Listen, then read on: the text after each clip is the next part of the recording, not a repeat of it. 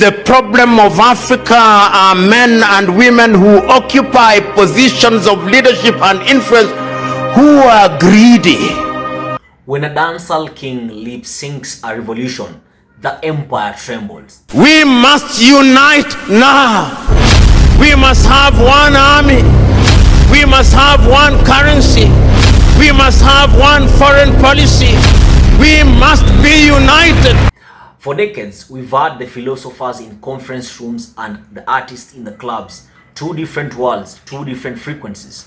The intellectuals diagnosing our disease while the youth danced through the pain. But what happens when Kingston meets Nairobi?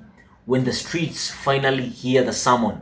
When the most influential voice in dancehall decides, you know what, that's Lumumba's words are worth of his lips.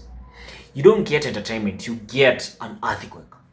And this is not collaboration, it's a declaration. That bridge between Africa and the diaspora is not just spiritual, it's strategic. And when culture meets consciousness at this level, revolutions don't need permission. So the question is not whether you're listening, it's whether you're ready to be the message. Guys, let's watch these clips and then I'll be back to discuss everything with you. This is the Bantu Marchat. Like, share, comment and subscribe. I'll be back. We unite for the sake of Africa. And unity never came. And Mwalimu says as they were going out, he heard some of the leaders saying, thank God. There is no point of shouting black beauty when there is no black power. Black is only beautiful when it is powerful.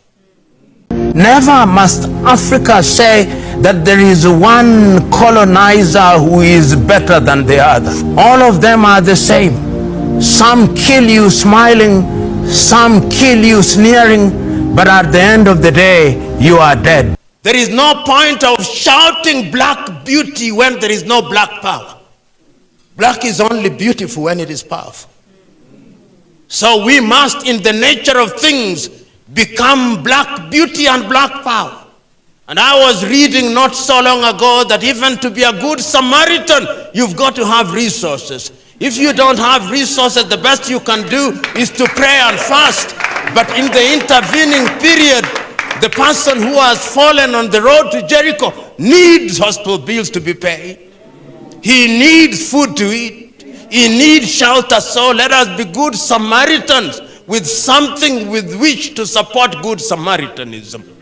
And I must also commend you, men and women in the diaspora. There are countries today which, if money did not flow from the outside world, they would be dead, and you know them. I don't want to shame them. When Vybz Kartel, a man who shaped Caribbean culture from behind prison walls, whose voice has traveled further than most presidents' policies, when he chooses to lip sync Professor PLO Lumumba words, you need to understand, this is not a TikTok trend. This is a signal flare. Because here's what they don't teach you in diaspora. The distance between Kingston, Jamaica and Nairobi, Kenya isn't measured in miles. It's measured in stolen history, broken promises and leadership that sold us out for the price of a Swiss bank account. But when Kartel puts his face, his platform, his entire cultural weight behind Lumumba's message that black is only beautiful when it is powerful, something shifts in the atmosphere. Today, we're going to break down why this collaboration is not just a viral content. It's a blueprint, a warning, and possibly the beginning of something they can never control. Now, Professor PLO Lumumba is not your average political commentator. This is a man who walks into rooms of African leaders and tells them to their faces that they've betrayed the continent. His speeches don't go viral because they are entertaining. They go viral because they are true, painfully, undeniably true.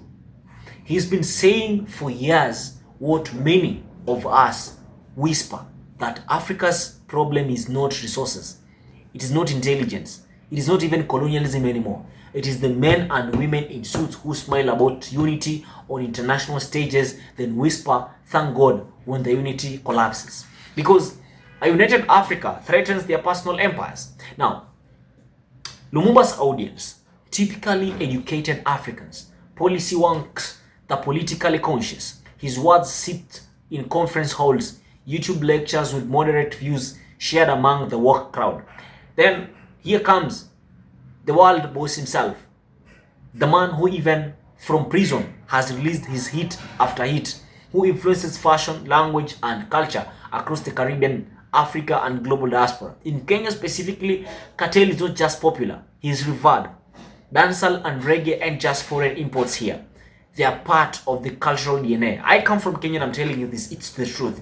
When Kartel lip syncs Lumumba's speech and posts it on to his million of followers, something unprecedented happens. The conference hall message reaches the dancehall crowd hall, right? This is where this matters and why the power that be probably like first let's talk about the megaphone effect. Lumumba provides the diagnosis, Kartel provides the amplification. Think about it for a moment. How many young people in Nairobi, Lagos, Accra, or Toronto are watching hour-long political lectures? Now ask yourself, how many are listening to Kartel's latest track? When the most influential voice in dancehall says, listen to these words, millions of ears, yes, ears that never entered a political science classroom, suddenly tune in. This is something strategic, cultural warfare, not against the people, but against the system that keeps them distracted, divided, and powerless. Second, the unity blueprint. Lumumba's message is crystal clear. One army, one currency, one foreign policy. This is not just an abstract Pan-Africanism. This is the practical recognition that 54 separate African nations with 54 different currencies and foreign policies can be played against each other infinitely. That the Caribbean, despite its cultural richness, remains economically vulnerable because of this fragmentation. When Kartel amplifies this, he is not just agreeing, he is connecting the dots for the diaspora. Jamaica and Kenya ain't just connected by music taste. Jamaica and Kenya is connected by the same disease, leadership that chooses personal wealth over collective power. Number 3, the power principle. Lumumba says black is only beautiful when it is powerful. Let that sentence breathe in your head for a moment. We spent decades celebrating black excellence, black girl magic, black boy joy, and we should, but Lumumba is saying that celebration without power is just performance. Beauty without strength is vulnerability. You can have the richest culture, the most beautiful skin, the dopest music, but if you can't protect your borders, control your resources, or feed your people without external aid, then what are we really celebrating? What is there beautiful to be celebrated? And this is the hard truth that makes people uncomfortable, because it demands more than posting flags during independence celebrations. It demands accountability from our leaders and action from us, the people. And I need to take this somewhere personal for a second. Okay. Growing up in the diaspora, there has always been this tension. You feel African, Caribbean, black, but you're also watching back home from a distance. Sending money to family members because the local economy is in shambles. Watching leaders get richer while infrastructure crumbles. Seeing the same patterns in Jamaica, Nigeria, Zimbabwe, Haiti, different countries, the same exact story. And the painful part, you realize your remittances, you are helping the family, is literally keeping broken systems afloat. The IMF knows this, the World Bank knows this. The diaspora money is propping up economies that leadership has failed to build sustainably. So when someone like Lumumba says the downfall of Africa is greedy leadership, and someone like Kartel says, I agree, loud enough for millions to hear, it validates what we felt but couldn't always articulate. This collaboration tells the youth something powerful. It is not disrespectful to demand better. It is not hating to call out corruption. And it is not being African enough or not being Caribbean enough to expect our leaders to actually lead us. The culture has always been strong. What we've lacked is the cultural and the consciousness moving in the same direction at the same time with the same message.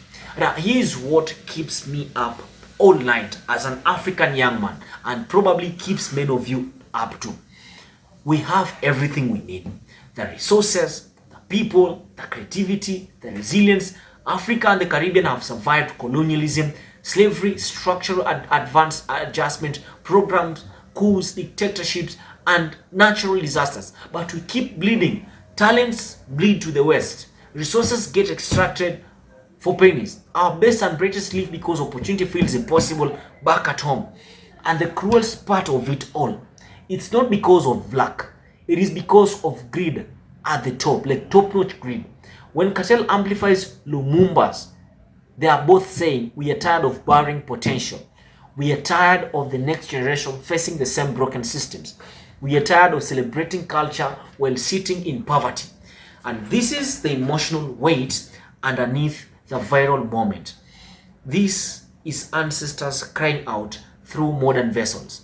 This is Kingston telling Nairobi, we see you, we are with you, and we will not be silent about what's killing us. So, what do we do with this?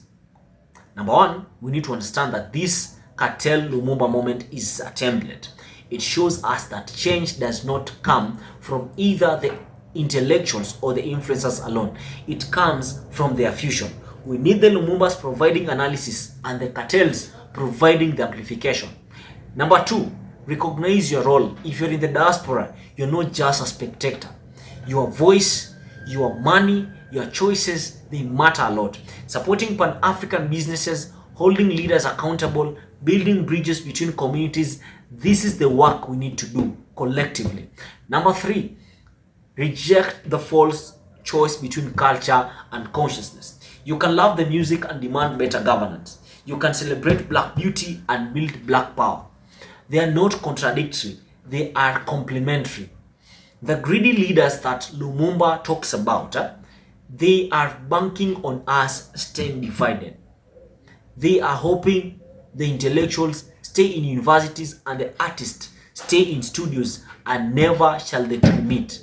But when do they meet? When a Jamaican superstar uses his platform to spread a Kenyan intellectual message, something magical and dangerous happens.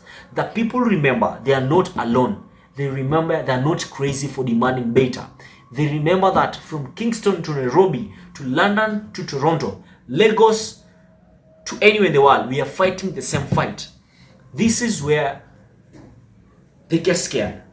Not because of anger, but because of aid. So here's my challenge to you. Not just watch this moment, be this moment. Find ways on your own sphere to breed intellect and influence. Support creators who are saying something, not just saying anything. Have the hard conversations about leadership and power in your own communities. Right? And the most important, when the next Kartel Lumumba moment happens, and it will, yes, I'm sure it will, be ready to amplify it, embody it, and build on it. Because black is only beautiful when it is powerful, and power is not given, it is built together. Guys, if this resonated with you, hit the subscribe button, share this with someone who needs to hear it, and drop a comment down below. Where do you see the next bridge between culture and consciousness built? This is the Bantu Merchant reminding you that the revolution will not just be televised. It will be streamed, shared, and sung until the whole world has no choice but to listen. Guys, African brothers and sisters, let us build this thing. Thank you.